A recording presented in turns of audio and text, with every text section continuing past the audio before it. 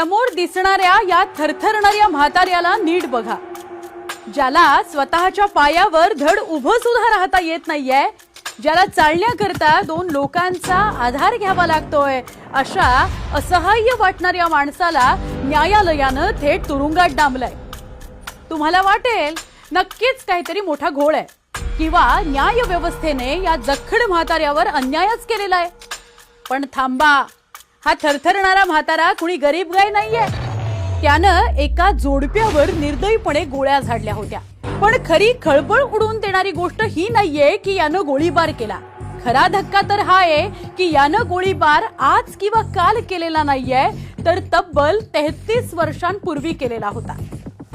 म्हणजे विचार करा, ज्या काळात पीसीओ किंवा लँडलाईनचा जमाना होता तेव्हा यानं ट्रिगर दाबलं आणि आज 5G आणि AIच्या जगात तब्बल 3 दशकांनंतर याला आपल्या कर्माची शिक्षा मिळतेय.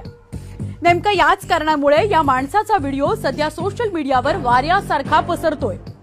पण ही व्यक्ती नेमकी आहे तरी कोण? 34 वर्षांपूर्वी असं घडलं काय होतं?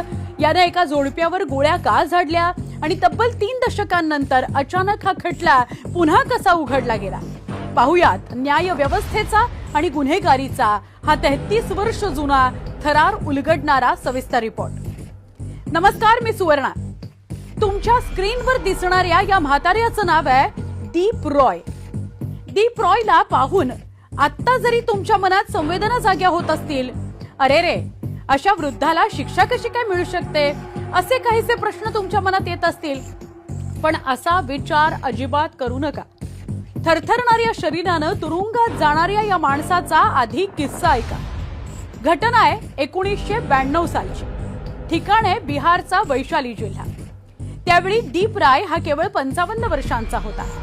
दीप राय याच्या कुटुंबियांचं एका दाम्पत्यासोबत वैर होतं.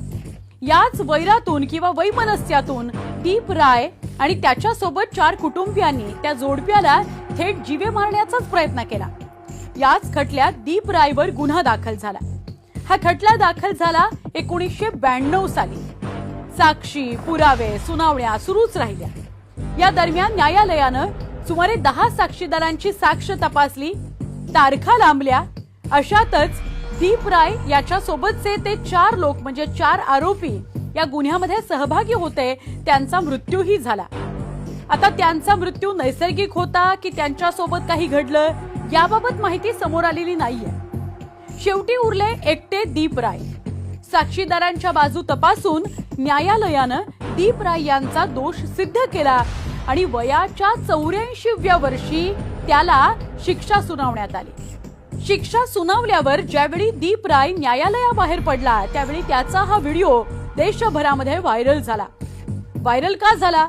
तर इतक्या वयस्कर वृद्धाला शिक्षा सुनावली म्हणून त्याचं दुःख व्यक्त करावं की तब्बल 33 वर्षांनी एका जोडप्याला न्याय मिळाला याचं दुःख व्यक्त करावं, असे 2 मुख्य प्रश्न या निमित्तानं विचारले जात आहेत. तारीख पे तारीख, तारीख पे तारीख असं आपण अनेकदा ऐकतो आणि सहज बोलूनही जातो. त्याचंच हे एक ज्वलंत उदाहरण आहे का? अशाही प्रतिक्रिया व्हिडिओवर येत आहेत. कारण उशिरानं मिळालेल्या न्यायाला खरोखरच न्याय म्हणावं का, हाही महत्वाचा प्रश्न आहे.